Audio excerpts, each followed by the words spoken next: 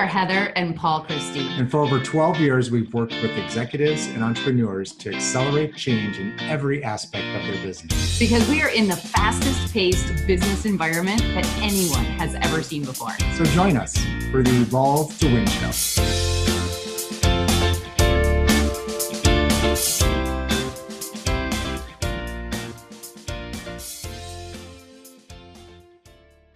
Hi, and welcome to another Evolve to Win show with Heather and Paul. How are you doing today? I'm doing good. Good. We're talking about millennials today. Good, because I got a bone to pick with you about millennials. What's your bone to pick? So what is it that you think is going wrong? What's the mistake that people are making when it comes to managing millennials?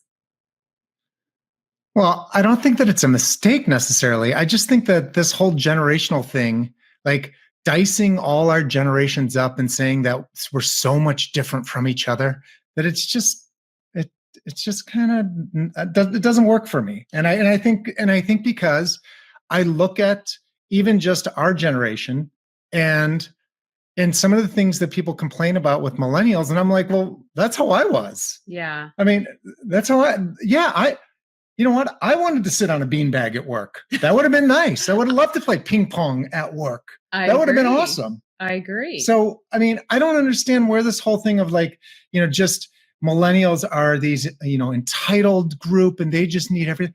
I think it's bull. I really do. All right. So I get that you feel pretty passionate about this. I feel very passionate about it.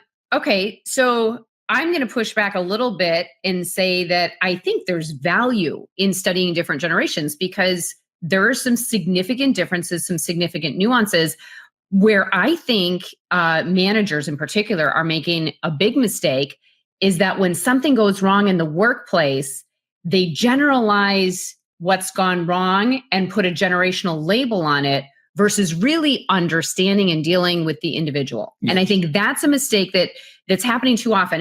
And I think when people make that mistake is because maybe they've learned just too little about the generations and they hear the buzz, that constant buzz. I think entitlement is the word that you used, that it's just out there. I mean, search on millennials and search for descriptions of millennials and you're going to hear that entitlement word all over the place. Now, are there millennials out there who behave in an entitled manner? Absolutely. And wasn't there people in every generation that felt entitled? I mean, it's absolutely. Okay, so maybe they're just saying, well, it's the majority of millennials that act this way. I don't believe that. I believe that, and I think so preparing for this Evolve to Win show, Heather and I were looking at some articles and we pulled up one particular article and we were like, well, this is a pretty good one. Let's go on it. And it was the 4 tips that managers should adopt to relate to millennials. And we were reading through it and I'm reading and I'm going like, why don't we just go through them and then, okay. And then I'll rebut. Okay. So, and I want to start off by saying, I think this article is spot on. So let's just start off with that as a baseline. The 4 tips that this author, who happens to be a millennial, gives us. Yes. I think her tips are spot on. They are. And you tell me, audience out there, are they spot on for just millennials? Let's take a look. Or for every generation. So I want you to think, depending on if you're a millennial or you're a Generation X. By the way, let's define the generations. Okay. For those who are not familiar, the baby boomers. I got the breakdown of, you'll hear different names for generations, different years for generations. Like there's a lot of different information out there, but here's what the resources that we've pulled from have said. Boomers were born between 1946 and 1964. Okay. And by the way, baby boomers right now are in sort of their last phase, like this next 10 years, really the last phase of leadership before most of them will be retired out. Then you've got Gen Xers. That's you and me. Yep. Those are 1965 to 1976. By the way, best generation ever. That's funny. Generation, by the way, we Generation X, you think about some of the major distinctions. We really did. When we were in high school, we used to actually have to drive around to find each other. I had a smoking section it was for lunch. You could go outside out the double doors and stand in an area where if you had smoking section stamp on your ID, you could go outside and smoke. In your high school? In high school, yeah. Oh my God. You could smoke. Okay, so that's a little bit about Gen X. Yeah, all right. So we could have a lot of fun with that one. But Generation Y is also known as Millennials. So if there's any confusion there, because sometimes I was like, well, which one's Y and which one's Millennials? That's the same generation. That is 1977 to 1995.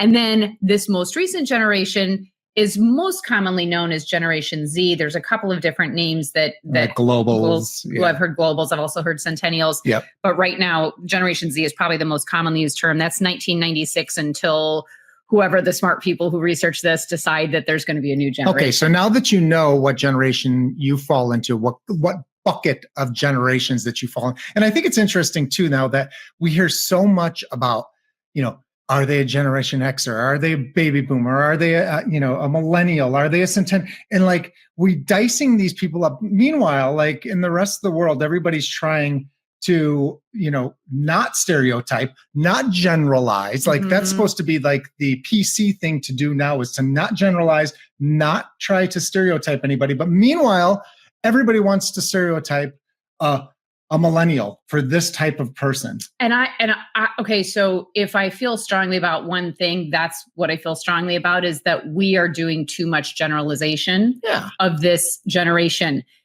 And we have had personal experience with a number of clients across the board, people who we've worked with in our business, where all of the generalizations just fall short. Okay, so yes, let's just talk about the four things. Let's go back to the article and talk about the 4 pieces of advice that this millennial gives to be a better manager for millennials. Number 1, don't be a boss, be a coach. Don't be a boss, be a coach. So no matter what generation you fall in right now, imagine yourself when you started off, when you were in your 20s and you started working for a company. Would you prefer to have a boss just talk down to you and tell you what to do, just do this and that's it? Or would you like to get some coaching? How would you like it back when you were coming out of college and going to school? Would you prefer that somebody just boss you around or to coach you? Well, I don't think coaching was really a thing back when we were younger, but I would have given anything. People were doing it. They just didn't call it coaching. They didn't call it coaching. And I've got to tell you, I actually did experience leaders, bosses who were really great about empowering me and asking me questions and asking for my opinion and what do you think, and really, really getting engaged in my work. I loved that. And then I also experienced the other side of it, which is like, throw the document at me and say, do it, and you screwed it up. So I'm going to say great piece of advice. She got it right here. And I also think that spans every generation, right? You need to know when to manage and you need to know when to coach. And most people don't understand the distinction well enough because they maybe haven't studied as much in practical management styles and practical steps to being a great coach. And so I think those get muddled all the time. So anyway, I agree with number 1. And I also say across all generations. Yeah. Yeah. So what we're talking about today is how would you say business in general has categorized all of these generations. And then now it seems to like the hot topic is that millennials, we have to treat millennials differently from how everybody else was treated because they're a special certain type of person, which I just don't believe. What I believe is that we are looking at them as an individual. These are individuals. This is not a group of people. These are individuals, and each individual. And it's funny because we have Justin on with us right now. We have Justin who lives in the Netherlands, and he lives in London right now. Oh, he lives in London, and he's going to intern with us. And he reached out to us. He took the bull by the horns and just was like, listen, I want to come out. I want to be able to work with you. I want to learn about your business. I want to do that. Is that a millennial that's entitled, or is that somebody who's just a total go-getter? That is like, I want to take this opportunity and try and learn on my own. It's a lot of it is because of his behavioral style. Mm-hmm. His behavioral style is that he is somebody that's a risk taker. Mm-hmm. He's somebody that is a problem solver, somebody that's going to put themselves on the limb. Then there's other people that we know that are completely the opposite of the behavioral style, millennial though, and we would say that, and They're not necessarily going after more of a follower. They're somebody who is wants to kind of someone who avoids conflict. Yeah. Someone who does not take the initiative, is not necessarily independently driven to take initiative. So what's really interesting is I think the mistakes that we make in managing at times is that when somebody doesn't do something, or when there's a mistake that's made, some managers are too quick to jump to blaming it on a millennial, a generational issue, versus really truly understanding who the individual is, what makes them tick, right? Have you ever met an entitled person from the baby boomers generation? Yep. How about from Generation X? Yep. How about the fact that everybody now, because we have our smartphones in our pockets and in our hands, that we want instant gratification? Is that a generational thing, or is that just a human behavior? That could be now? a now thing. That could just be a now thing across the board. Oh, and right? by the way, like, don't we all have access to Google Assistant and Siri to be able to get any information that we want all the time? Mm-hmm. Aren't we all on social media for the most part? Like, I mean, even though we may be on Facebook more than a millennial would be, they're on just different ones, but we spend a lot of time on it as well. Mm-hmm. So what's so different about the generations, and why are they picking on millennials? Look, I think it's critical that we understand the differences in how they grew up, for sure. Things are different, right? I'm not saying don't study that and don't listen to some of the experts out there who have really, really taken the time to understand the generation. That's just one piece, though. I mean, when you're leading anyone, if you don't understand who they are at their core and what makes them tick, and what really makes up the strengths that they have as a unique individual, unique human being, what motivates them? Don't just put them in a bucket. That's my point. So let's go back to number two. Okay, so number two, we're talking about an article that was recently written by a millennial, giving 4 tips to how to better manage millennials. Tip number 2, which is again spot on: set your values and live by them. You think that's a good tip? Yeah. Like, if you're a company, know what you stand for. Yeah. Like, and why doesn't everybody want to know that tip that? Unique to a millennial? So again, set your values and live by them is absolutely critical as a leader, that you know what you stand for, you know what the company stands for, and you use that sort of as your guardrails for how you behave and the decisions you make and how you show up for your employees, for your customers. That's not specific to millennials. I think that's just good advice overall, correct? But what we hear about millennials is, well, they really want meaningful work. Okay. I don't know. Who wanted to work somewhere where I don't know anybody where their job wasn't meaningful. Who doesn't want to connect to meaningful work? I really don't. We just had this conversation over the weekend with a bunch of people our age, and they all were seeking meaning in life, which is not unique or different. We're hearing about it more now, maybe because maybe when we were younger, we didn't talk about it as much. But anyway, great idea. Set values and live by them. Number 3, create opportunities for development. So millennials are the only ones that want to have a development plan created for them when they go to work, right? Mm-hmm. Or do you think all generations? I wanted to stink and run the place when I was in my 20s. So I remember working for this guy in the 90s, and I was like, I was literally asking him when he was going to retire and give his business to me. I was a totally entitled Generation Xer, thinking that I was smarter than him, that he was kind of doing it wrong, you know? I know. I'm embarrassed. I am full on embarrassed at how I used to think and how smart I thought I was and how much I thought I saw that other people didn't see who were running the place. It's embarrassing. I was bad. And the thing is, you probably didn't say it out loud. I probably did, right? Or I just quit and moved on to the next job. Oh, but that's right. Millennials are not loyal.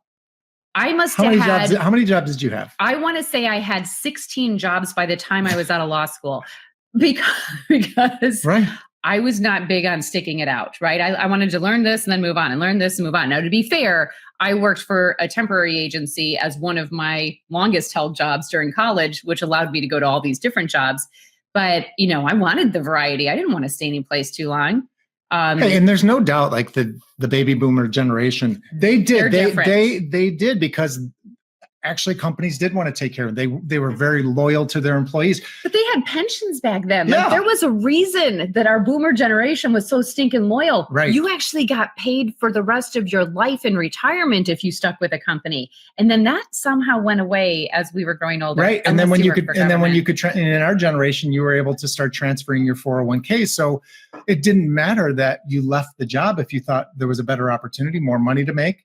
You could just take your 401k and bring it with you instead of having this pension that was attached to the company on the years that you were there. I mean, so that changed as well. And that made a huge difference in how people— massive difference. Yeah. And you think about, the biggest difference, and especially for our generation, I think this is a true generational gap, is we watched our parents work for these companies, and the companies then took care of them, a lot of them in retirement. And then we may not have been taken as much initiative because maybe we weren't taught that we needed to, for setting up our retirement and being really intentional about taking personal responsibility for that retirement income. So I know, we made a lot of mistakes early on, and we had a lot of catch up to do. Right.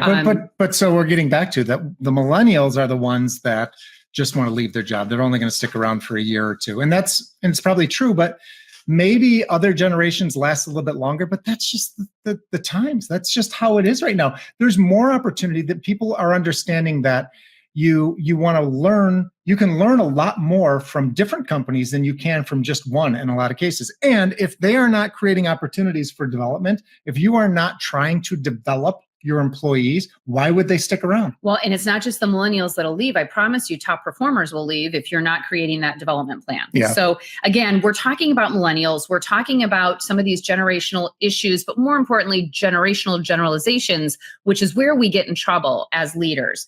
I want to make sure that we're very clear that when it comes to leading, Paul and I both feel very, very strongly that it's not just about putting people in a certain bucket of what generation they're from and making an excuse for why something didn't get done, or why something was done wrong, or why somebody left your employment, for that matter. But there was a note in this article that the number one reason that millennials leave jobs is because of bad managers. Well, so ask yourself, if you have a bad manager, wouldn't you consider leaving too? Yeah. And so again, I think that should be turned around to the leader, where the leader looks at themselves. And if you're losing employees at a regular rate, don't just blame it on the millennials. Take a look at yourself and say, how am I doing as a boss? How am I doing as a leader? Am I a great coaching leader for these people? Am I getting so into understanding my employees that I know their individual strengths and I am tapping into them? And do I understand their limitations? And am I helping them move past those limitations so that they can get more intentional about tapping into their strengths? Because if I'm not focused on developing them, yes, they're going to leave, but I don't think they're unique in that. No. I leave too. Everyone. We all want to be developed. Here's a tip. Everyone wants to be developed. Everyone. Nobody wants to sit at their job and have no meaning to it, and have nobody have their back and say, we're not interested in growing you. We just want you to continue doing the same job over and over and over. We're not working on production lines for the most part anymore. Mm-hmm. People are doing jobs where they should have the opportunity to develop and see what's available for them, but also, it's the person's responsibility as well to learn more, take on personal development for themselves. Yeah. Yeah. So we all want growth. And, so I totally recognize now that it is up to each of us individually to grow and develop ourselves and make sure that we're in a growth environment. But I didn't know that when I was younger either. No. I thought it was up to my boss, up to my job to develop me. So, you know what? Let's just make the assumption that not everybody at a young age takes their own personal responsibility for their growth and development. So let's create that platform for them. Let's make sure that we have a system that's set up to help people grow and develop in their career path. Because if we don't, they're gone. Guaranteed. Okay, Heather. Last one. Let me ask you, out of all the generations, so we talked about the baby boomers, mm-hmm. Generation X, millennials, and then the Generation Z. Generation Z, or the globals, or the centennials. Is that what it is? Yeah. Generation Z. Okay, let me ask you a question. Okay. In the workplace, would all generations, or would just one particular one like more communication than the other? Is that a trick question? No. Yeah. So number 4 tip that this author gives us in the article is communicate, communicate, communicate. That her generation is used to instant communication. Agreed. Agreed. Again, I have no issue with this article. It is spot on. What I have an issue with is thinking that this is a different strategy for millennials than it is for the other generations. And the answer is we all need communication. And one of the biggest challenges that people have in the workplace is this lack of communication. And usually it's because most people will avoid conflict. So they'll communicate about the nicey nice stuff, but they won't have the direct conversations that are the meaningful conversations, that are the needed conversations to develop someone. It all kind of flows together. And so I think that that's missing, full stop. Well, and not to mention, annual reviews. Like seriously, annual reviews, like that's the only time that you're going to talk to and give feedback to your employee. That was a system that was created to basically put a Band-Aid on the fact that people were unwilling and unable to have direct conversations in a relevant and timely and meaningful way. I think like they're going by the way of the dodo bird. Because it doesn't work. It doesn't work to one time per year have the sit down and say, hey, Paul, we're going to have a conversation about your work. And let's see, I have a note here that last April 2018, do you remember when you did that project? Well, you didn't do it right. And I know we didn't talk about it then, but I just want to bring that up. Why didn't you tell me back in April? Well, it was an annual review time, so I'm sharing that information with you now. And what I've done is instead of giving you an exceeds expectations, I gave you a meets expectations, and that was really the one you screwed up. Well, I wish you would have told me back then. I know, right? How many of you have been on the receiving end of that? So, I don't mind annual reviews. I actually love the fact that there's a formal process in place. But I think most people aren't actually using the process the right way, and they're waiting the entire year to give feedback. They're not giving relevant, timely feedback, and it's just killing people because they sit down for these annual reviews. Everybody gets all stressed out before the annual review comes, including the managers. Good Lord, they have to do all these reviews in a finite amount of time. It's just nuts. So we are talking about managing millennials, and we are really looking at the mistake that I think is made too often is treating this group of people differently because of their age. Most importantly, making excuses for things like why they quit or why they're not performing or why something's not working. And I think as leaders, we should take a higher level of responsibility. We should look in the mirror. And when we've got issues with a human being, let's take into consideration not only their generation, but let's go a little bit deeper. Let's talk about their strengths. Let's look at who they are as human beings. Let's take a look at their values, and let's have those direct and meaningful conversations. Let's develop them. Let's communicate. It's across the board. It's every generation needs this kind of advice, right? Yeah, I'm totally on board. And I think I've always had somewhat of an issue with just putting everybody in buckets and just making, I think it's every generation looks at the next generation and finds things that, that's wrong with them. Different. And I think the reason that it's so dramatic right now is because of, the fact that it's only 10 years ago that we got smartphones, that we literally have smartphones. I mean, so, it's made a big difference. It's changed dramatically. And the baby boomers who are still in leadership roles in some of the, in government organizations and some other types of industries, they're struggling with younger people, which I think has always happened throughout the years. Yeah. And so things happen. I mean, technology has been changing forever. I mean, there's the horse and buggy, and then there were cars, and then there were TVs, and then there were, radio. It was all of these things have happened that have changed it with the generations. And I think it's more important to look at the person as an individual, look at what motivates them, look at how their behavioral style is. And then also then ask them, if you really want to ask somebody, and this goes across the board, they always talk about it for millennials, ask them what their why is. What drives them? You know what? Ask me what my why is. I want to tell you. I'll tell you what everybody who's employed wants to serve for a purpose for the most part. in general, most people are Everyone wanting wants to to do serve. something and feel good about the job Mhm. that they're doing. Everybody wants to find their passion and be in a job that makes them. But the difference is that some people, because of their behavioral styles and motivators, will not take action and move on. They will stay in one place. They'll do it the same thing over and over, and they may complain about it a lot. Whereas other people who have more risk tolerant behavioral styles will go job hopping from job to job to job because they're looking for a different opportunity or somebody to buy into them, to help them develop, to help them, to lead them. Everybody who's young is looking to be led by somebody strong. Everybody wants a leader. Well, thank And you. that's my 2 cents on it. Thank you for your 2 cents. Thanks, everybody, for tuning in. We'd love to hear your thoughts on millennials. And do you see a massive difference? Do you see that there are people around you who are, overgeneralizing and putting people into categories and maybe taking less of a personal responsibility for leadership because they can blame too many things on generational issues?